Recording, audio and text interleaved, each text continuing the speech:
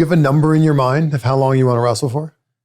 No, not really. I just signed a new 5-year deal. So that'll take you into your 50s. Yeah, 50. I think my wife reminds me all the time, 52. Is it 52?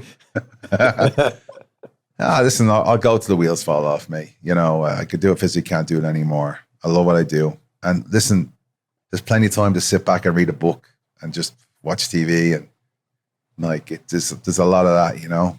And I know a lot of people, I've talked to some talent as well. We meet them all at Mania and everything when they come in, like especially the Hall of Fame, but also everybody gets invited at Mania. And you can tell a lot of the talent who just retired too early.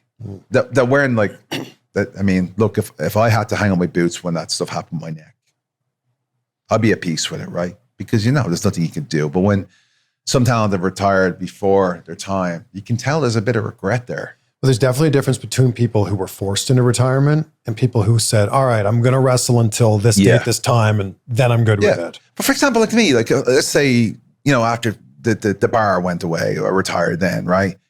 You know, I got the reason, after the reason the bar ended was because at Mania, I don't even know what Mania it was, the one in New York. Well, me and we're in that 4-way tag. There's so many Manias, but technically New Jersey. Yeah. So that Monday we were supposed to be off, right? The Raw, because we were SmackDown talent. And then we got pulled in to break up the set Kofi match. I mean, Tony are like, this is horrible. They're just going to shit all over us. People want, this is a title versus title match, right? Kofi just beating Bryan and then Seth had beaten Brock, I think. Maybe, I don't know, whatever it was. But they're having in New York, right? In Barclays Center. We're like, we're going to go in there and break that up. That's a terrible idea. They're just going to shit on us. So in the end, it was just disaster. What happened was the singles that turned into a tag. That's when the beach balls came out, fella. All the beach balls. Because people, they're just angry. Like, you know, you took away what you're giving them, which I think is a terrible idea. And then the next night, then we had a 6-man. It was me, Drew, and Cesaro against all of the New Day.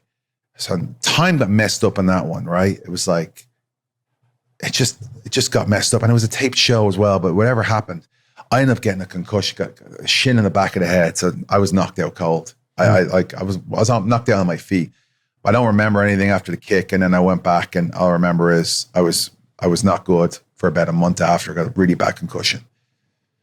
So like that could have been, I didn't know if that was it, you know what I mean? That could have been it. And if you think back then, like if I'd retired then, like I'd missed out on the whole, like, you know, coming back during the pandemic era, you know what I mean? Going into the banger after banger, like all the stuff I've done lately, like that would have never existed, you know? And that's kind of really where I started, you know, people started realizing like who I was and how much passion I had and the matches I was putting on. So you take that out, what you get, you know what I mean? Yeah. So it's like, when do you retire? You know, when do you actually retire? When do you go like, I'm gonna pull the plug? Like, when is the right time? Because if I've been like, okay, a massive concussion, I can't do this anymore. Will I be producer or whatever it is?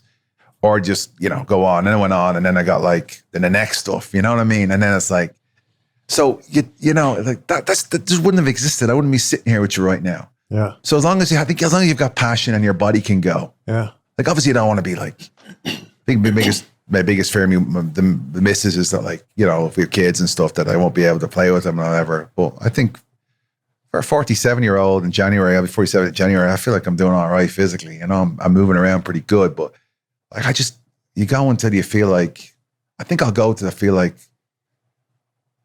you know, I'm not wanted. You know what I mean? It's kind of finally like, you know what? Thanks for everything, but, you know, we just don't enjoy watching anymore. You can't do what you can do. You know, I don't know. When is that time? Yeah. Could be 70. Could you imagine? I don't know. I don't know. I'm just, you know, just throwing stuff out there. It's popping into my head. It's going to my head, out my mouth real quick. So I'm not really thinking. But I just feel like as long as I can do what I do, as long as I enjoy what I'm doing, as long as the fans are enjoying what I'm doing, you know, and I keep that banger after banger thing going. To keep the banger after banger era, just keep going and going. Who knows where we're going to end up? Because I'm still enjoying what I'm doing. Schedule's a little bit, you know, it's a lot better now as well for the talent. So I think a lot of the talent are going to have longer careers because of the schedule the way it is compared to what it was.